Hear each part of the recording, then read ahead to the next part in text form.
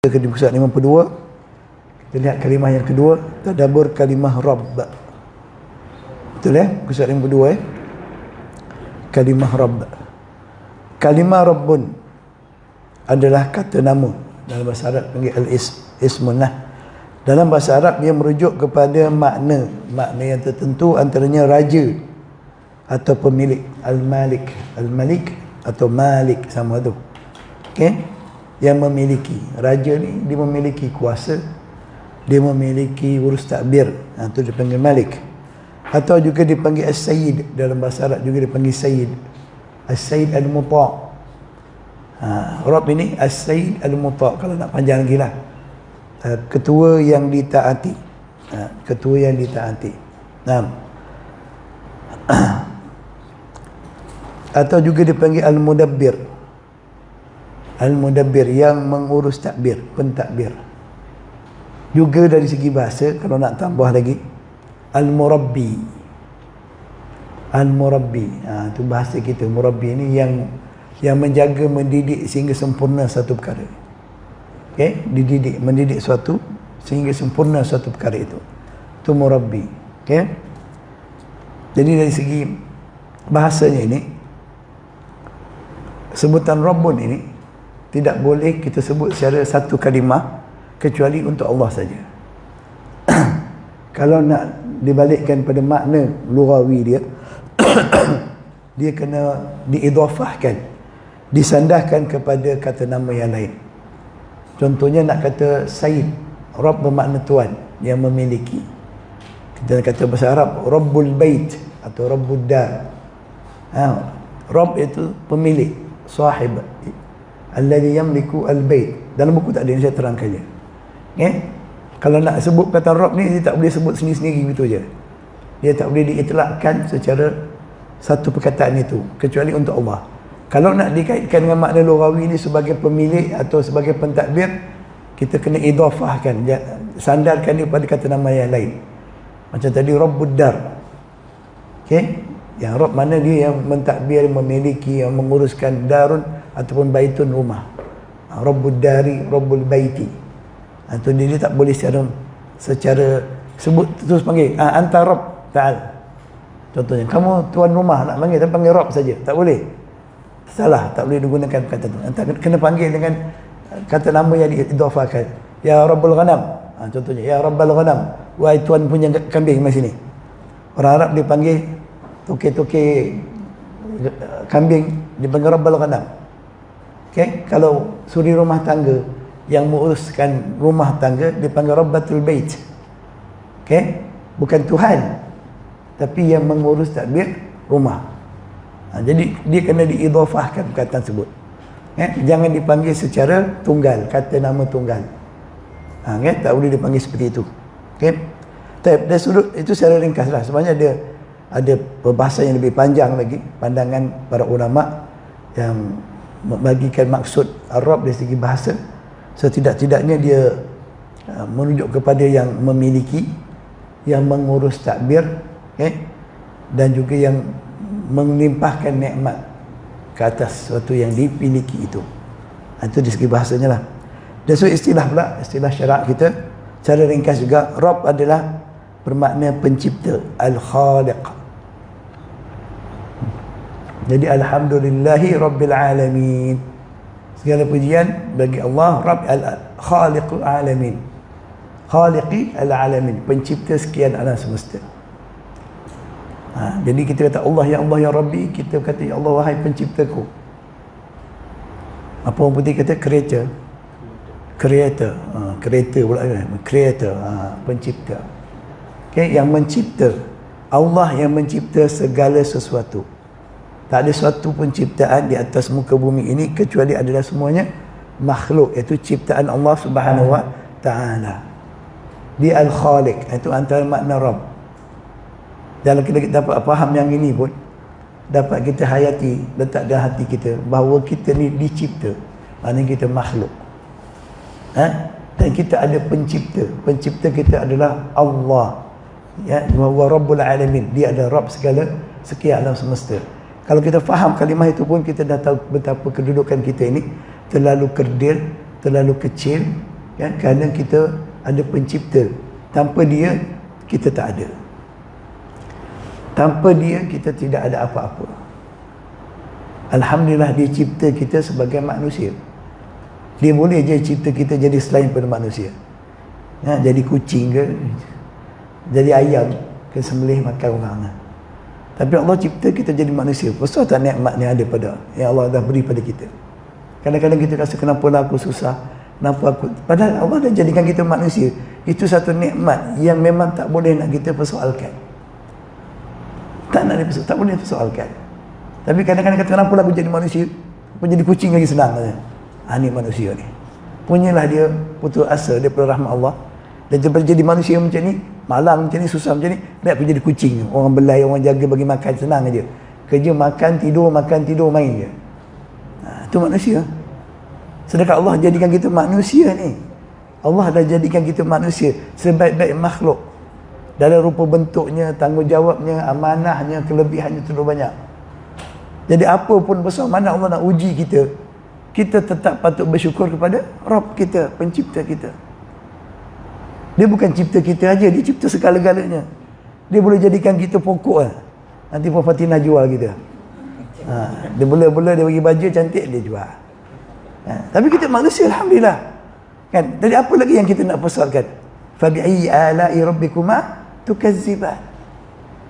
Nikmat apa lagi yang Allah dah beri pada kamu yang kamu nak mendustakannya lagi?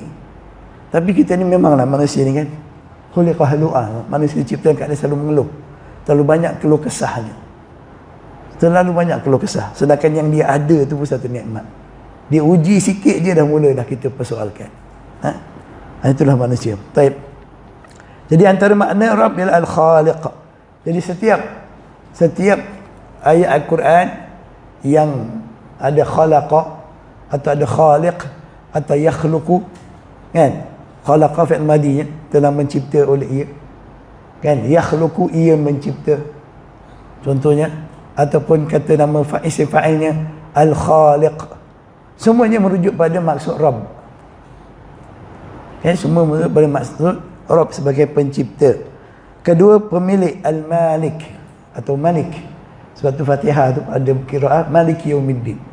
Kalau kita baca Maliki Yaumiddin, maknanya yang memiliki, raja yang memiliki, yang berkuasa. Al-Malik. Allah ni pemilik sekian makhluk ciptaannya. Dia Rabb yang mencipta dan dia memiliki segala makhluk ciptaannya. Tidak ada makhluk yang bukan milik dia. Tidak ada makhluk yang bukan milik dia. Semua milik dia. Termasuklah iblis, syaitan dan keturunannya itu. Mereka juga makhluk Allah dan Allah memiliki mereka. Allah yang memiliki mereka.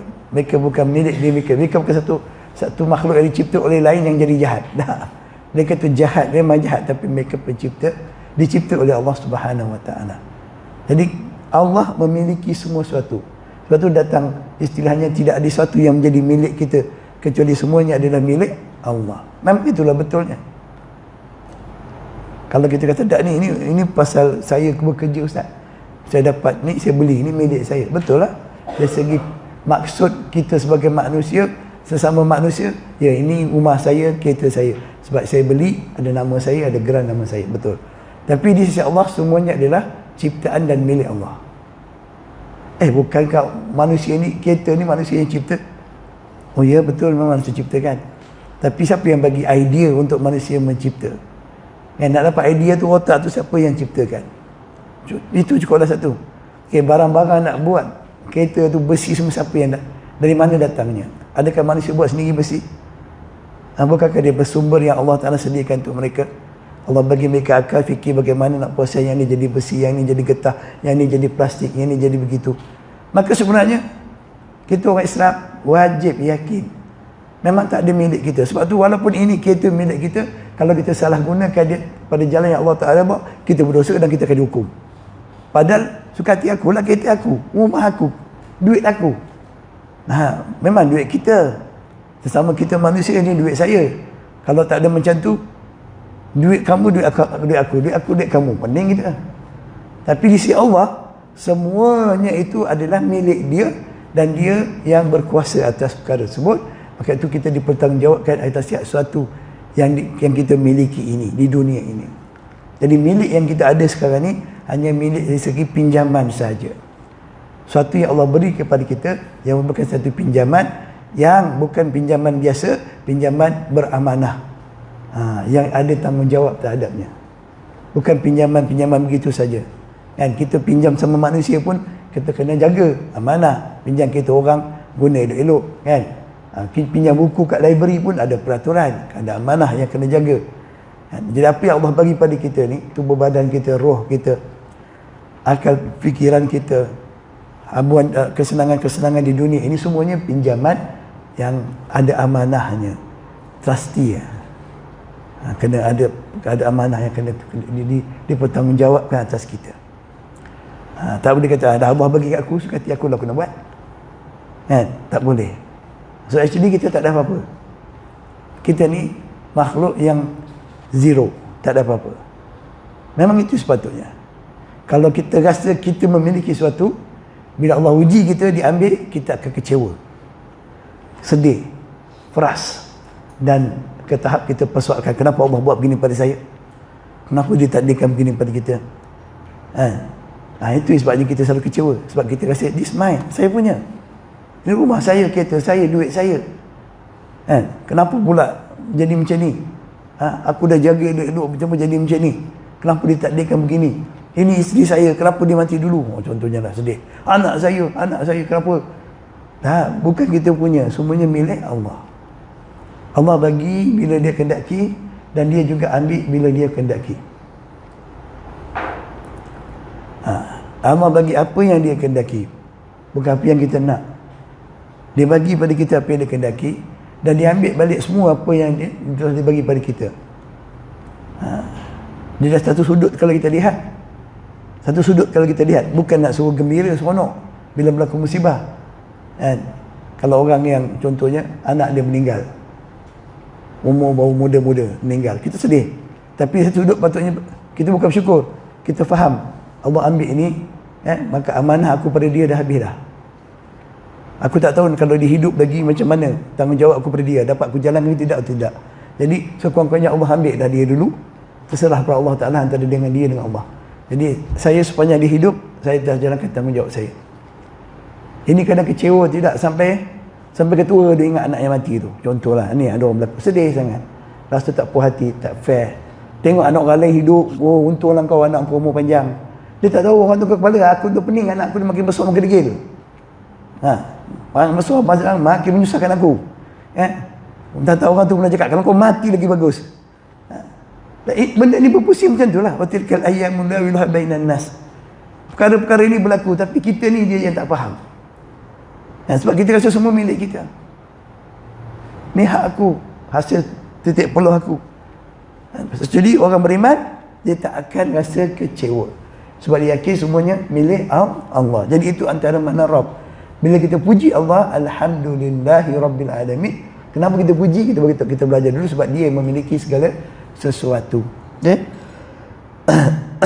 Kemudian ia juga bermakna al-mudabbir, yang mengurus takbir atau pentadbir. Dialah yang menguruskan segala-gala ciptaan yang dimilikinya. Allah mencipta, setiap ciptaan itu milik dia, dan dia saja yang berkuasa mengurus takbir segala sesuatu ciptaan yang dimilikinya itu. Dia je. Kalau dia yang mengurus takbir dan kita mengikuti urusan takbir Allah Ta'ala, kita akan mendapat kebaikan dunia dan akhirat. Kalau kita keluar daripada tata kelola yang ditetapkan, peraturan dalam pentadbiran Allah Ta'ala ini, ketetapan dan ketentuannya, kita akan celaka, binasa di dunia dan akhirat. Biasanya pemilik lah yang nakkan sesuatu dia buat. Ini kereta saya nak macam ni. Aku nak parking kat mana, suka hati aku lah kereta aku. Aku nak warna apa, aku yang pilih, aku yang beli. Tahu tak? Takkan kita beli, orang yang menentukan. Encik ada duit 10,000, okey, Encik beli kereta ni. Tak, saya nak kereta ni. Tak, Encik beli kereta ni. Mana boleh kan? Nanti Allah dia memiliki kita. Dia cipta kita, dia memiliki kita. Dialah yang sepatutnya menentukan peraturan, ketentuan terhadap kita. Dia yang menentukannya, bukan kita. Tapi biasanya kita rasa kita lah nak buat. peraturan Allah rasa macam tak kena je. Takkan nak kena macam tu Ustaz? Takkan tak boleh macam ni? Tak best lah. Tak best kan, kita rasa tak best lah.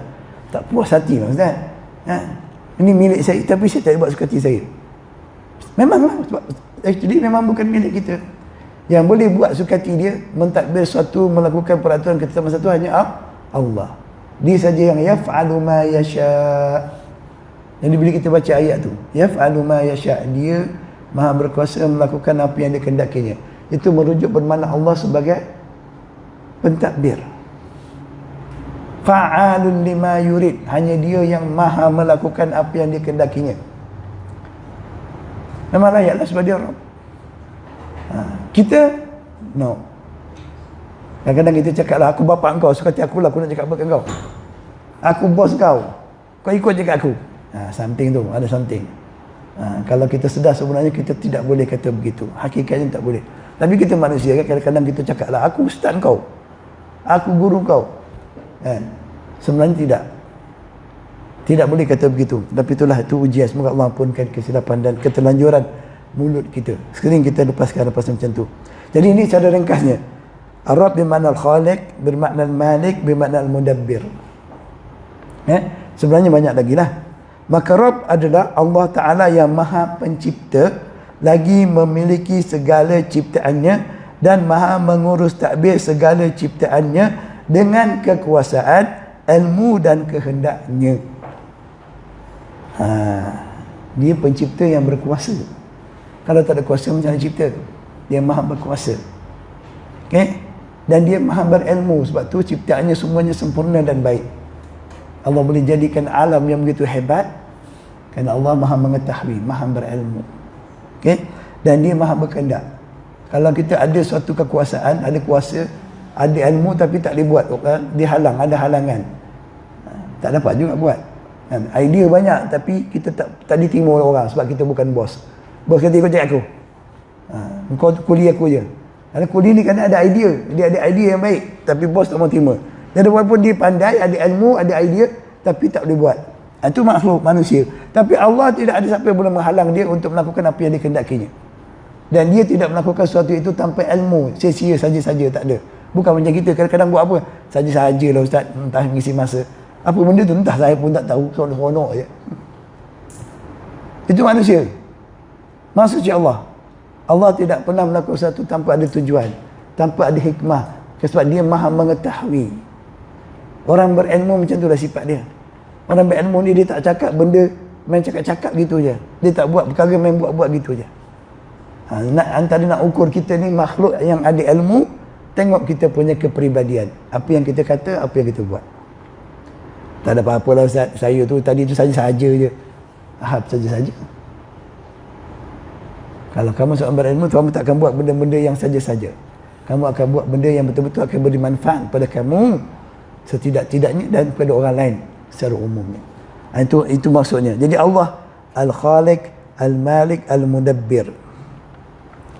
Ini kita tengok dari segi asasnya. Jadi setiap kali kita baca Fatihah, setiap kali kita doa panggil Ya Rabb, sedar ya Allah, Engkau lah yang mencipta aku, Engkau lah yang memiliki aku dan segala-galanya yang berada pada aku, dan Engkau yang maha berkuasa mengurus takbirnya dengan kekuasaan, dengan pada ilmu dan kehendakmu.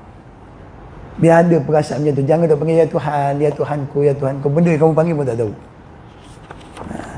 Kalimah Tuhan tu kosong. Dia tak ada inti dia. Tapi kalimah Rabb itu ada maksud yang dalam. Ada roh dia, kalimah itu sendiri. Nah. Jadi maka kalimah Al-Alamin, Abdul Salam pada Allah Rabbul Alamin. Al-Alamin adalah kata jamak bagi kata Al-Alam. Bukan alim. Alim tu orang berilmu. Al-Alam. Yang bermaksud setiap satu selain Allah Ta'ala. Ma siwallah. Apa yang selain daripada Allah itu adalah makhluk ciptaannya. Dia bukanlah, dia bukan Allah, dia adalah Al-Alam. Al-Alamina.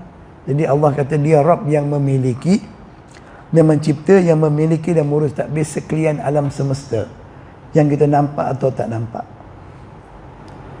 Dan kalau kita belajar, badan kita pun ni ada macam-macam alam. Ada alam zahir, ada alam batin, ada hormon, Apa lagi? Ada macam-macam lah dalam badan kita ni pun.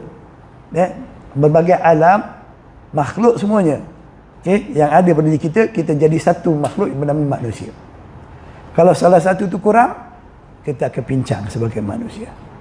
Tak cukup hemoglobin dalam darah pun kita bermasalah. Tak cukup itu, tak cukup ni, kurang ni, tukar hormon je kita dah kena kanser. Nauzubillah. Alam ini semua Allah yang takbir, bukan kita takbir. Kita ni badan kita je. Wa fi anfusikum afala tubsirun. Pada diri kamu wahai manusia, kamu tak tengok ke? Jadi orang yang ada ilmu, dia mahir bidang biologi contohnya, dia tahu tentang kejadian manusia, dia dah patut orang yang paling takut kepada Allah. Sebab dia dapat lihat dengan ilmu betapa besar, agungnya, bijaknya Allah mencipta makhluk ini, mencipta manusia dan makhluk yang bernyawa yang lainnya. Macam mana jantung tu boleh bergerak, darah boleh mengalir, urat-urat kita halus. Macam mana kulit yang macam-macam lapis. Bukan satu ni je kan, dia ada macam lapis kan. Macam mana rambut-rambut, bulu-bulu badan kita boleh tumbuh. Kuku ni sebenarnya ke mana dia pergi? Dia boleh panjang kan? Kita potong dia datang balik, dia tumbuh macam mana? Kalau kita perhati semua benda ni, kita lah jadi orang yang paling takut kepada Allah. Tapi kita jangan tengok yang tu. Kita tengok muka kita, alamak aku dah makin tua, apa aku nak makan, nak bagi nampak hilang kedut, hilang itu ini, yang itu kita dia nampak tu. Itu masalah kita. Pada kedut tu pun ada maksud Allah bagi tahu pada kau. Kamu nak hilangkan tanda-tanda yang Allah bagi pada kamu. Pada itu ada tanda-tanda. Rambut uban tu pun nak sibuk nak warna. Baru ni kecoh sikit, ada seorang ustaz terkenal, dia jual warna rambut warna hitam. Ustaz terkenal. Ustaz bagus lah, dia bukan sebagai ustaz. Jadi orang tanya saya kata tak mungkin. Lepas tu ditunjuk video ustaz tu cakap. Warna hitam. Terkejut juga saya. Sedangkan kita tak tahulah, saya tahu mungkin dia jumpa dalil lain, tapi setahu saya dalil-dalil pada nas hadis Rasulullah melarang mewarnakan rambut uban, rambut yang beruban yang boleh warna. Dan rambut kita hitam nak tukar jadi kuning tak boleh. Rambut yang beruban. Abu Quhafah bapa kepada Abu Bakar radhiyallahu anhu, ketika dia masuk Islam rambut dia beruban putih. Nabi kata kau tukar kepada warna, dia dipanggil dalam hina kan inaikan dia pada warna merah atau merah hitam atau kuning kemerahan. Hitam tak boleh. Itu je mana dia benarkan. Warna kuning atau merah merah gelap, kuning kemerahan, itu warnanya dibenarkan. Dalam satu nas lain dibenarkan menghitamkan rambut yang uban untuk peperangan. Kalau kita jadi panglima perang rambut beruban, orang tak takut, orang tua, jadi dihitamkan. Jadi tak tahulah macam mana ustaz tu dia gunakan dalil secara umum, wallahu a'lam. Jadi kita tak payah ubah. Uban ni biarlah beruban.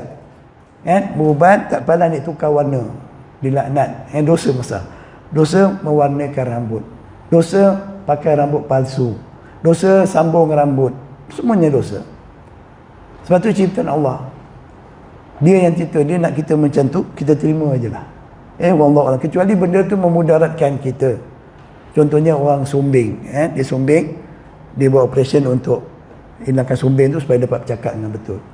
Atau orang yang gigi dia tu terlalu tajam dan panjang, kalau kena kat sini boleh luka kat gusi. Dia ada orang masalah macam tu kan, ada tulang lebih ke apa, jadi doktor boleh bantu mengelakkan mudarat lebih, dia buangkan tulang sebang, itu dibenarkan. Itu dibenarkan. Adapun dengan tujuan nak ubah ciptaan Allah biar nampak lebih cantik, lebih menarik, lebih bergaya, semuanya dilaknat. Terus sebab dilarang kening ni, jangan buang kening. Ada kening dicukur, lepas tu dilukis kat atas. Kamu nak kening ke tak nak kening? Saya pun tak faham. Actually awak nak kening ke tak nak?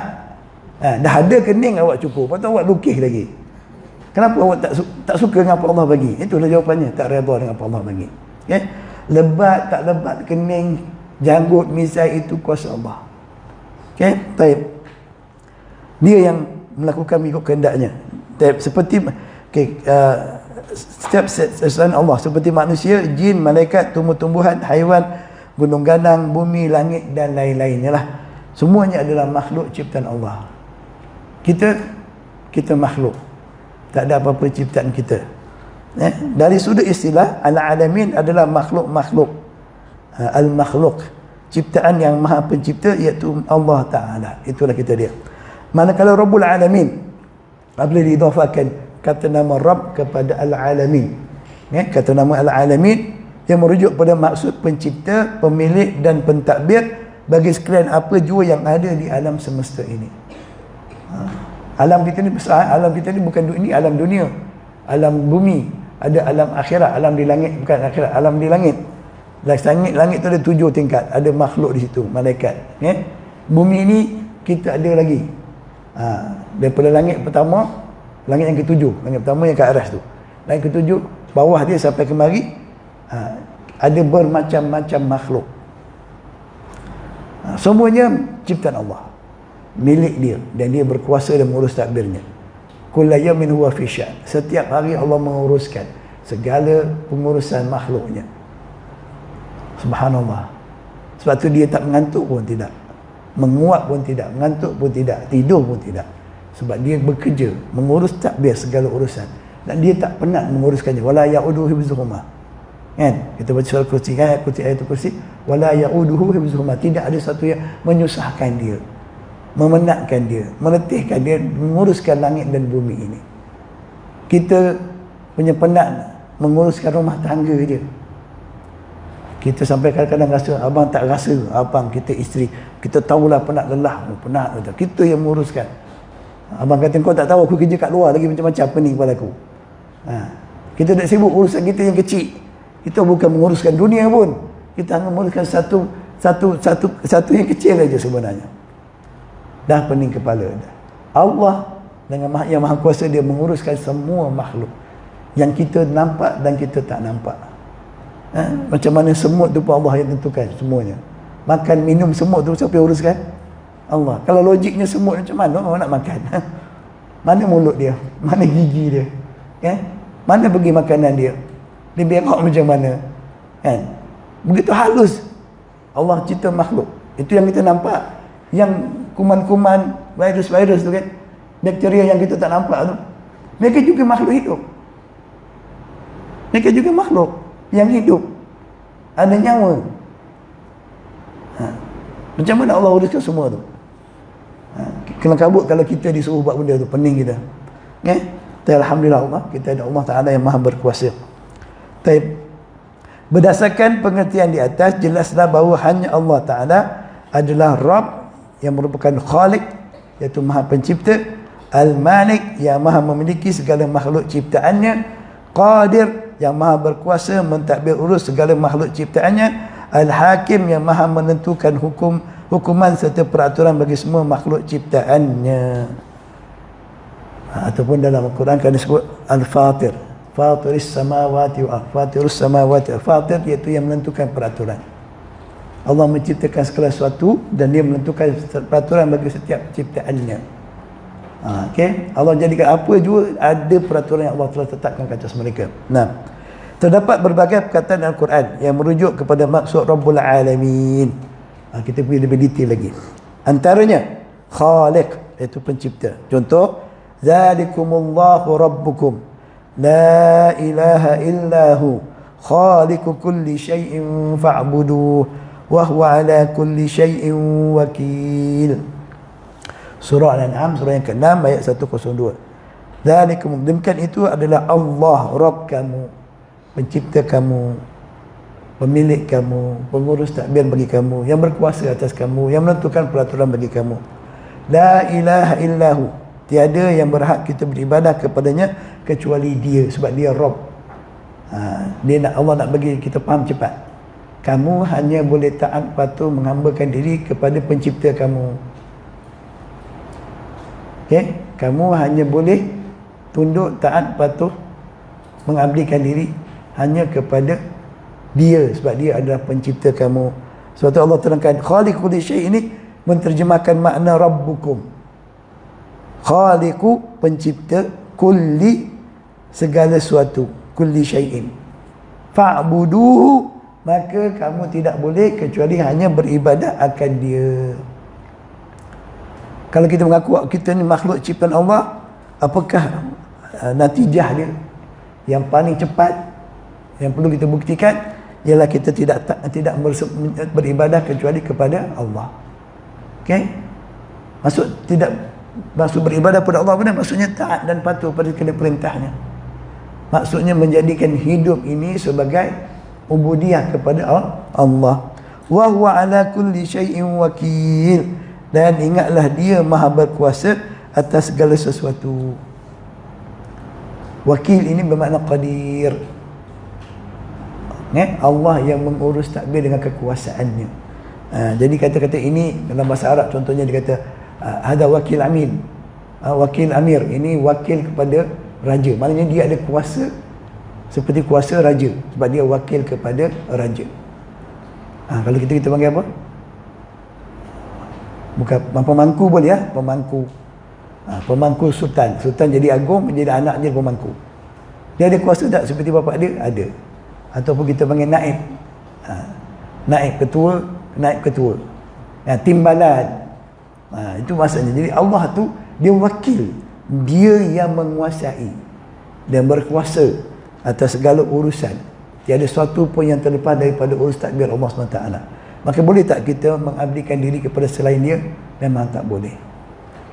Jadi kalau setakat mengaku Allah sebagai pencipta kita, tapi dalam kehidupan kita tidak beribadah pada dia, bahkan kita tunduk taat pada selain daripada dia dalam perkara yang dilarangnya, maka kita telah menyekutukan Allah. Pengakuan kita sebagai Allah sebagai pencipta kita tidak bermakna. Sebab pengakuan itu sepatutnya menjadikan kita hanya taat dan patuh kepada pencipta kita, Allah Subhanahu wa taala. Contoh lain dalam surah Ar-Ra'd, surah yang ke-13 ayat 16. Qul man rabbus samawati wal ard qulillah. Katakanlah Muhammad, tanyakan pada mereka orang Quraisy Mekah ni. Man rabbus samawati wal ard, siapakah Rabb, iaitu Al-Khaliq. Siapakah pencipta 7 petala langit, wal ardi dan bumi. Qulillah, katakanlah Muhammad pada mereka, Allah. Maka mereka akan jawab Allah. Orang Quraisy Mekah tahu yang mencipta segalanya Allah. Okey. Qul afattakhastum min dunihi awliya la yamlikuna li anfusihim naf'an wa la dharra. Qul hal yastawi al-a'ma wal basir am hal tastawi adh-dhulumatu wan nur am ja'alu lillahi syuraka'a khalaqu ka khalqihi fatashabaha al-khalqu 'alayhim. Qulillahu khaliqu kulli syai'in wa huwal wahidul qahhar. Okey.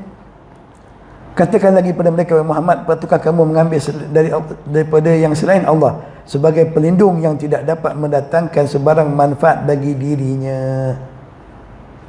Al-wali di sini bermakna pelindung. Al-wali juga bermakna pemilik. Al-wali juga bermakna ketua. Al-wali juga kadang-kadang bermakna yang berkuasa. Tapi di sini awliya, adakah kamu boleh mengambil selain daripada dia sebagai wali, iaitu yang memberi perlindungan kepada kamu? Maka tidak ada. Okay? Tidak ada sebenarnya. Sebab apa? Dia yang mencipta setiap yang ada di langit dan di bumi. Okay?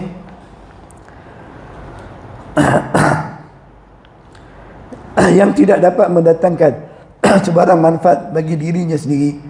Maknanya yang kamu ambil Allah Ta'ala sebagai wali tadi untuk melindungi kamu, dia sendiri pun tak boleh memberi manfaat pada diri sendiri dan tidak dapat menolak suatu bahaya daripada diri dia sendiri.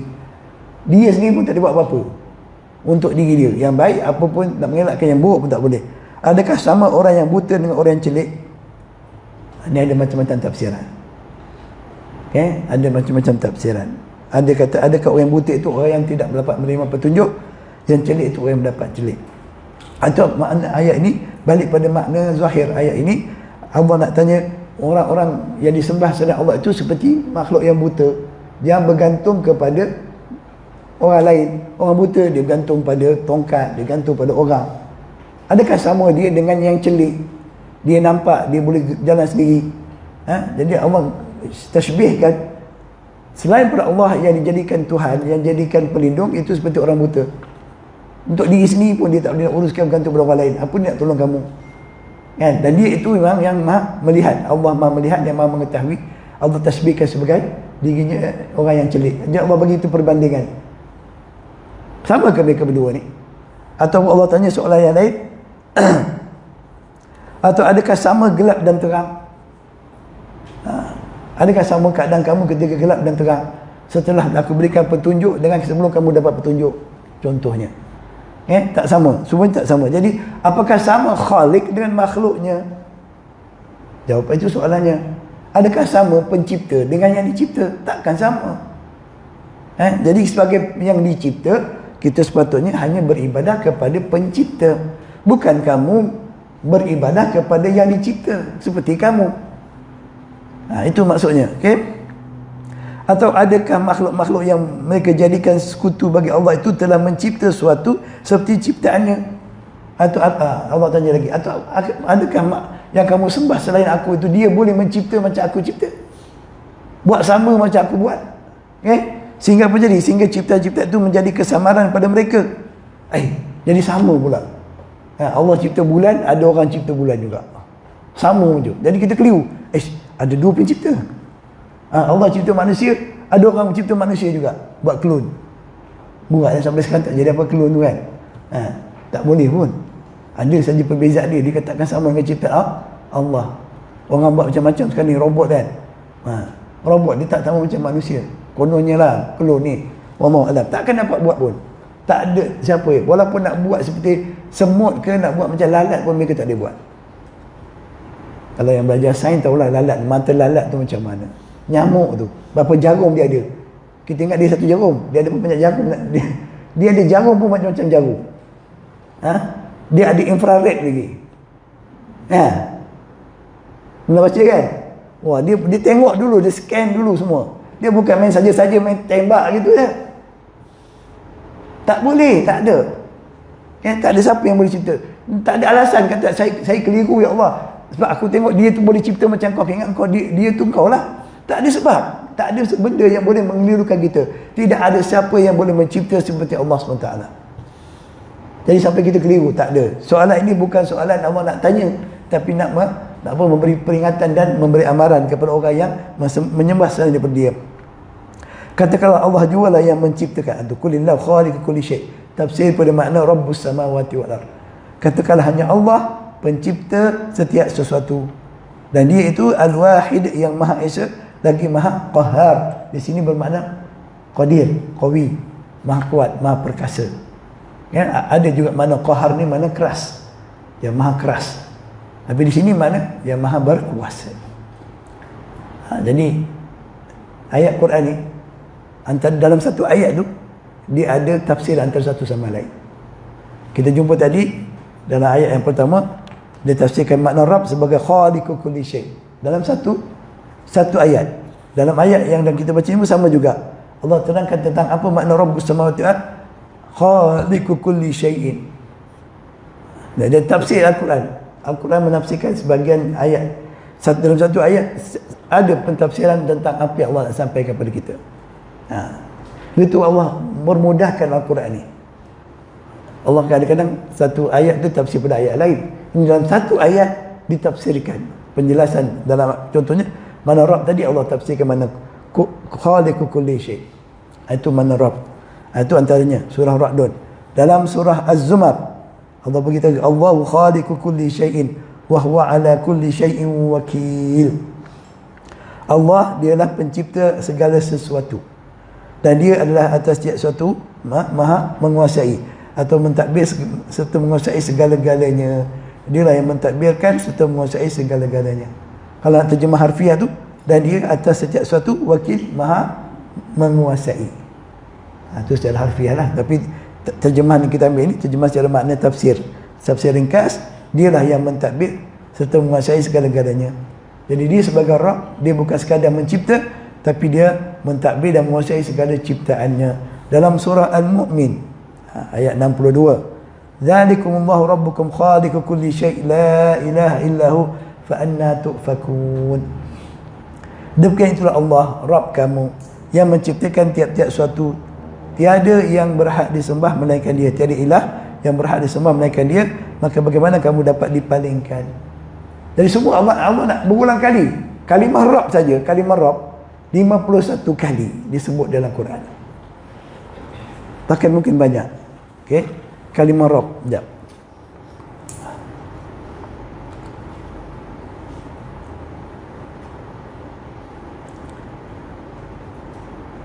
Nah, dia tak sebut Rabbul Alamin. Kalimah Rabb saja 51 kali disebut. Berulang kali Allah sebut tentang dia pencipta, dia pemilik, dia penguasa. Untuk apa? Kenapa ada ulang-ulang? Supaya kita tidak beribadah melainkan kepada dia saja. Itu tujuan dia. Tujuan Allah Ta'ala mengulang-ulang, berulang kali dalam setiap ayat Quran ni, surah-surah ni, tentang dia sebagai Rabb adalah untuk semata-mata mengingatkan kita, jangan kita tersekali berpaling daripada tanggungjawab kita, iaitu beribadah kepada pencipta kita. Itu lupa juga kita ni. Itu pun kadang-kadang ada yang sombong, tak mau dengar. Dah dibagi ingat berkali-kali. Maka wajarlah kita dihukum Allah SWT dengan sebab kelalaian kita. Sedangkan Allah telah berulang kali memperingatkan kita. Malangnya lagi kalau kita baca tapi tak faham. Berulang kali dah kata Quran tapi tetap tak faham. Sebab tak belajar. Baca Quran, khatam tak ada masalah. Tapi yang lebih penting daripada itu, kita belajar, kita faham. Itu makna yang pertama. Rabb bermakna khaliq. Okey, makna kedua, ja'il. Daripada ja'ala. Ja'il itu menjadikan atau mencipta sesuatu dan ditentukan tujuan ciptaannya. Kebanyakan perkataan ja'ala atau ja'il dalam Quran, Allah menerangkan tentang tujuan ciptaannya. Okey? Tujuan cipta. Contohnya firman Allah Ta'ala dalam surah Al-Baqarah ayat 30. Nah. Wa iz qala rabbuka lil malaikati inni ja'ilun fil ardi khalifah. Okey? Qalu ataj'alu fiha ma yufsidu fiha wa yasfiku ad-dima' wa nahnu nusabbihu bihamdika wa nuqaddisu lak. Qala inni a'lamu ma la ta'lamun. Dan ingatlah ketika Rabbmu, iaitu Allah SWT berfirman kepada malaikatnya, sesungguhnya aku hendak menjadikan seorang khalifah di muka bumi ini. Allah tak kata inni ja'ilun adama, atau inni ja'ilun basyara, atau inni ja'ilun insana. Aku nak menjadikan manusia, aku jadi Adam. Tak. Kalau nak jadikan manusia, kata khalaqal insana. Okey? Tapi Allah nak beritahu malaikat, aku cipta suatu makhluk dengan tujuannya menjadi khalifah. Sebab tu digunakan perkataan ja'il. Okey? Menjadi khalifah. Allah kata aku cipta satu makhluk yang tujuan ciptaannya tu untuk menjadi khalifah di atas muka bumi ini. Itu digunakan perkataan ja'il. Jadi malaikat dia tak persoalkan kenapa Allah cipta makhluk. Dia tahu Allah Maha Pencipta. Mereka tak persoalkan pun. Tak ada timbul ragu-ragu pun. Kerana mereka pun makhluk ciptaan Allah. Iblis ciptaan Allah. Alam semua ciptaan Allah. Tapi mereka nak tahu apa tujuan cipta manusia lagi. Adakah seperti jin yang sedang menumpahkan darah, berbunuh-bunuhan seperti itu? Okay? Mereka tidak mempersoalkan, mempertikaikan atau membantah apa yang Allah perintah pada mereka. Tapi mereka nak penjelasan. Sebab mereka makhluk. Mereka tak tahu semua perkara. Okay? Jadi jangan kata malaikat pun derhaka. Malaikat pun boleh soal Allah. Oh dahsyat, tidak. Mereka tak mempersoalkan seperti itu. Okay? Jadi mereka tak mahu ada makhluk yang melakukan perbuatan yang Allah tak suka. Seperti mana yang dilakukan oleh jin. Mereka berbunuh-bunuhan dan menumpahkan darah. Melakukan kerosakan di muka bumi ini. Okay? Dan mereka kata kami ini tak cukup ke? Kami ini makhluk yang sentiasa bertasbih, memuji dan menyucikan Kau ya Allah. Sentiasa taat dan patuh. Okay? Jadi mereka timbul persoalan sebagai makhluk yang tak tahu segala sesuatu. Timbul persoalan dan timbul keinginan ingin tahu. Itu je. Dia bukan bertujuan menderhakai Allah Subhanahu Wa Taala. Jawapan Allah satu jawapan yang pendek tapi menyebabkan malaikat sedar. Qala inni a'lamu ma la ta'lamun. Okay? Telah berkata Allah, sesungguhnya aku Maha mengetahui atau lebih mengetahui akan apa yang kamu tidak ketahui. Kan kita tahu lepas tu kan Allah ajar Adam. Allah bagi jawapan yang pendek, kemudian Allah buktikan jawapan dia itu dengan dia mengajarkan Adam nama segala-galanya. Lalu dia minta kepada malaikat menyebut nama-nama yang telah diajar pada Adam. Mereka kata mereka tak tahu. Mereka tak ada ilmu. Jadi kata aku yang lebih tahu. Dan dibuktikan dengan jawapan yang pendek dan juga jawapan secara praktikal. Bahawa selain daripada Allah tidak memiliki ilmu yang meliputi segala sesuatu. Hanya Allah yang punya ilmu bagi segala sesuatu. Faham tak? Itu tujuan Allah cerita tentang perbualan, khitab ataupun perbualan antara Allah dengan malaikat. Supaya kita belajar, kita tahu Malaikat yang betul hebat pun dia tak tahu banyak benda. Dia duduk paling dekat dengan Allah. Malaikat duduk dekat dengan Allah, kan? Mereka duduk bersama Allah. Itu pun mereka tak tahu banyak perkara. Apatah kita lagi ni manusia, makhluk yang memang zaluman jahulah, zalim lagi jahil. Makhluk yang khulaqal insanu dha'ifa, yang dicipta dalam keadaan lemah, kan? Ajul lagi, tergesa-gesa, kan? Jadi kita pula nak persoalkan Allah, kan? Lah. Jadi tujuan cerita tu bukan nak beritahu malaikat derhaka lah, tidak. Supaya kita mengambil iktibar, mau'izah daripada kisah tersebut. 6, itu surah Baqarah. Jadi perkataan ja'il di sini bermakna Allah yang mencipta suatu dengan ditentukan tujuannya. Maksudnya merujuk kepada Allah sebagai pencipta. Tapi dia bukan mencipta sesuatu tanpa tujuan. Kita kadang buat benda pun tak tahu apa sebab. Tak tahulah, aku saya main buat je, Ustaz. Itu manusia. Allah tidak pernah buat begitu. Dalam surah Al-Baqarah ayat 124. Wa idh ibtala Ibrahim rabbuhu bikalimatin fa'atammahun qala inni ja'iluka lin-nasi imama qala wa min dhurriyyati qala la yanalu ahdi adh-dhalimin. Dan ingatlah ketika Nabi Ibrahim diuji oleh Rabbnya dengan beberapa kalimah suruhan dan larangan, maka Nabi Ibrahim pun menyempurnakannya. Setelah itu Allah berfirman, sesungguhnya aku melantikmu menjadi imam. Ja'ilun, itu aku menjadikan kau, melantikkan kau menjadi imam. Bukan mencipta dia, dia dah dicipta manusia. Tapi Allah gunakan perkataan ja'il, dia yang berkuasa mencipta dan dia menentukan tujuan ciptaannya tu. Jadi Allah kata aku jadikan kau sebagai apa dia? Sebagai pemimpin ikutan, imam, pemimpin yang diikuti. Tapi Nabi Ibrahim tu tak antara nabi yang tak ramai pengikutnya. Ya? Okay? Semua Nabi adalah imam.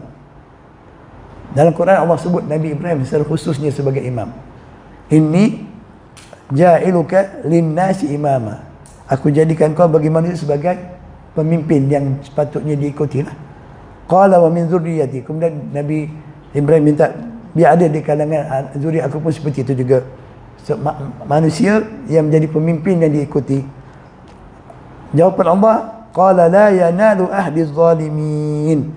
Allah berfirman, permohonanmu diterima tetapi janjiku ini tidak akan didapati oleh orang-orang yang zalim dari kalangan zuriat engkau.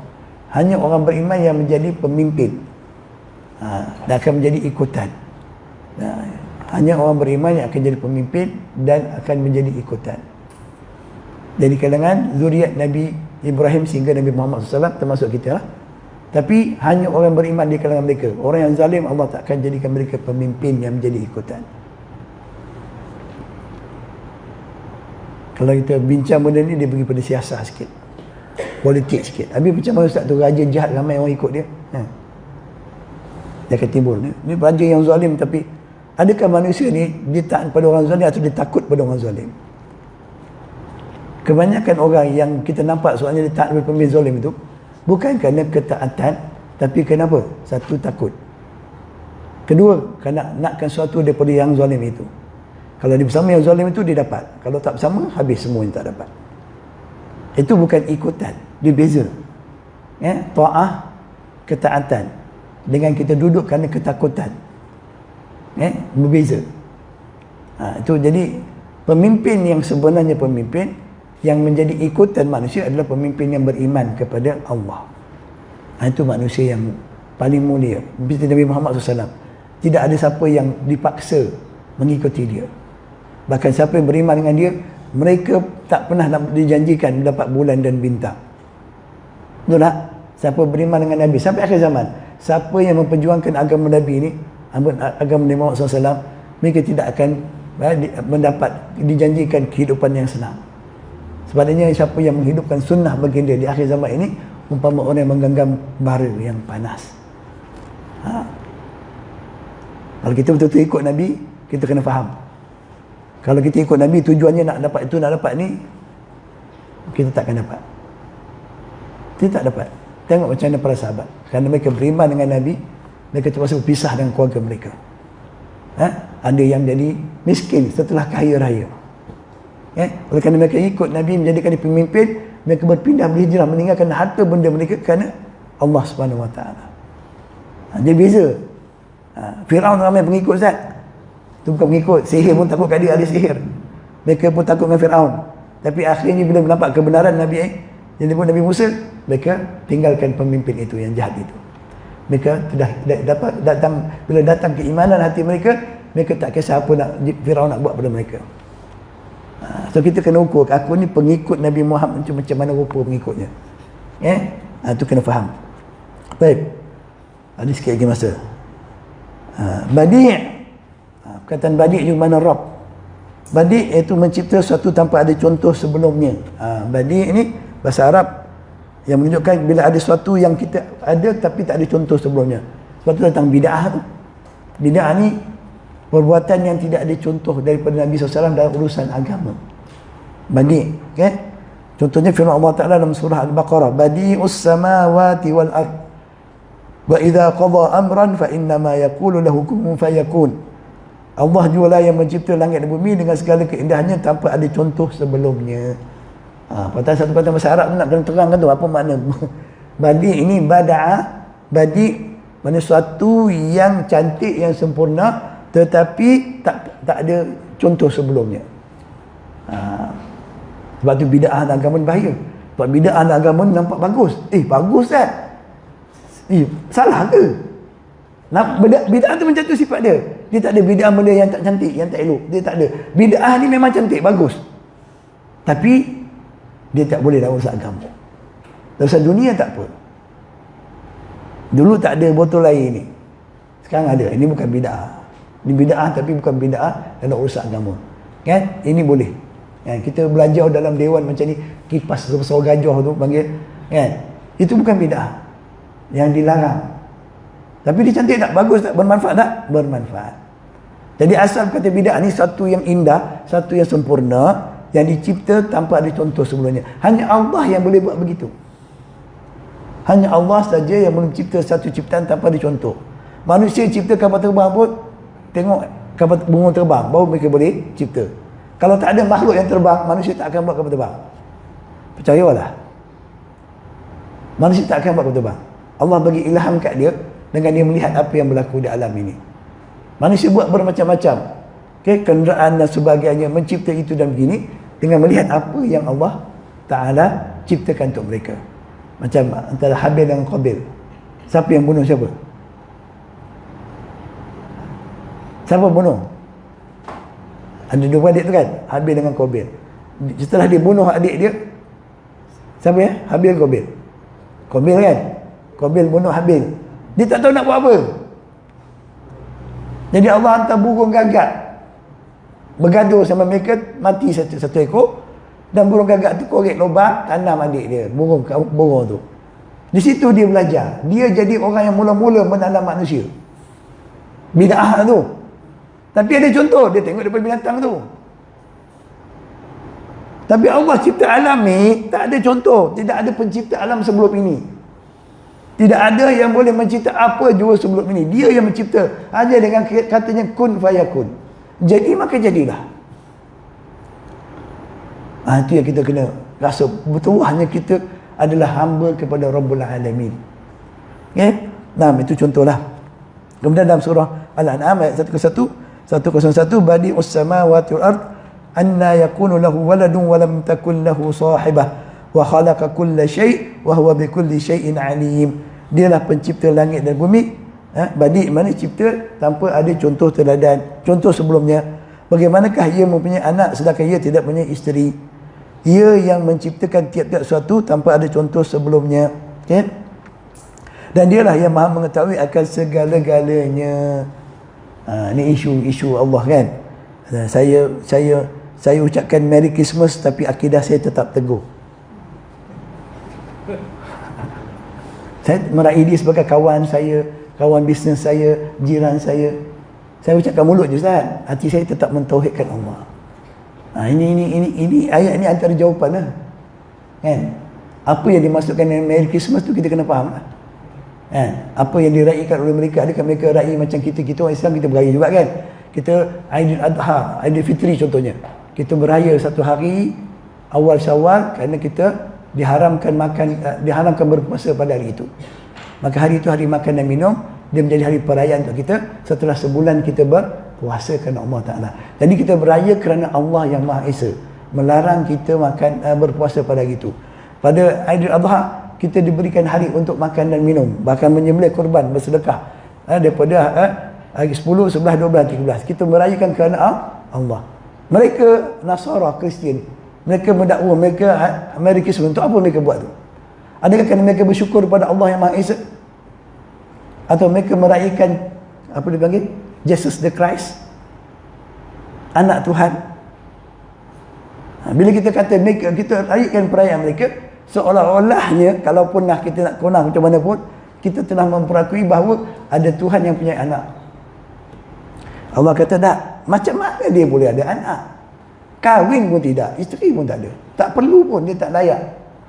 Dia maha suci daripada memerlukan isteri, dia maha suci daripada memerlukan anak. Kalau kita baca surah Al-Ikhlas sudah cukup dah, kan? Sebagai dalil. Tak payah nak kona-kona lah, nak kata ini nak jaga hati lah apa semua. Kamu tak nak jaga Allah, nak jaga hati manusia. Allah kata, Qul huwallahu ahad, Allahus samad, lam yalid wa lam yulad. Perayaan mereka itu benar-benar perayaan untuk mengagungkan anak Tuhan. Kadang makna lain. Kadang orang Kristian kata, tak ada benda Ustaz, ini kita orang sembahyang, ini Christmas saja nak makan-makan. Tak ada, memang untuk meraihkan itu. Betul ke tak betul saya cakap ni? Kan ada pandangan lain. Kalau kita faham surah Ikhlas tu pun, kita takkan tergamak. Kalau kita dah pernah melakukannya, kita bertaubat kepada Allah. Mungkin kita terpaksa, kita rasa terpaksa sebab ni bos saya. Ini ada kaki tangan saya bukan Islam, Kristian, maka saya ucapkan Merry Christmas. No, actually kita tak boleh ucap benda tu. Kalau benar-benar kita sayang pada akidah kita, kata-kata tu kita anggap remeh, tapi di sisi Allah bergegar langit dan bumi. Arasy Allah bergegar bila manusia mendakwa dia punya anak. Bukan small matter. Wa tahsabunahu hayyinan wa huwa indallahi azim. Kamu menyangkanya benda small matter saja, tapi insya Allah dia amat besar. Jadi jangan main-main. Kita berada zaman yang terpaksa katanya. Terpaksa ni yang dibenarkan mulut lain hati lain. Seperti Ammar bin Yasir, dia terpaksa mengucapkan kalimah syirik, mengaku ada Tuhan selain Allah Ta'ala, kerana nyawa dia terkorban, bakal terkorban. Mak dan ayah dia dibunuh depan mata dia, tapi hati dia tetap beriman pada Allah. Maka Nabi kata, sama mana hati kau mentauhidkan Allah, kau tidak akan kufur. Tapi sekarang adakah kerana itu kita terpaksa mengakui, mengucapkan ucapan tersebut? Perlu sangat ke? Apa jadi? Tak ada pun. Terpaksa Ustaz, saya kerja dengan orang, saya terpaksa lah pakai baju merah, pakai topi. Saya nak cari makan Ustaz, kata tak dapat. Tapi hati saya tak ada Ustaz. No, itu tak boleh nak dikiaskan dengan yang dikatakan darurah tadi. Yang dipaksa tu. Wallahu a'lam bishawab. Jadi setakat itu saja insya-Allah untuk hari ini. Kita berhenti setakat muka surat 57. Semoga Allah SWT memelihara akidah kita, tauhid kita dan anak-anak kita, kezuriat kita. Allah dia berikan kita petunjuk ke jalan yang lurus, dihidupkan kita di atas petunjuk ini, mati di atas petunjuk ini, dan bangkit bersama mereka-mereka yang Allah telah berikan petunjuk ini. Wallahu a'lam bishawab. Setakat ini saja dahulu. Billahi taufiq hidayah. Assalamualaikum warahmatullahi wabarakatuh. Subhanakallahumma bihamdik, asyhadu an la ilaha illa anta, astaghfiruka wa atubu ilaik.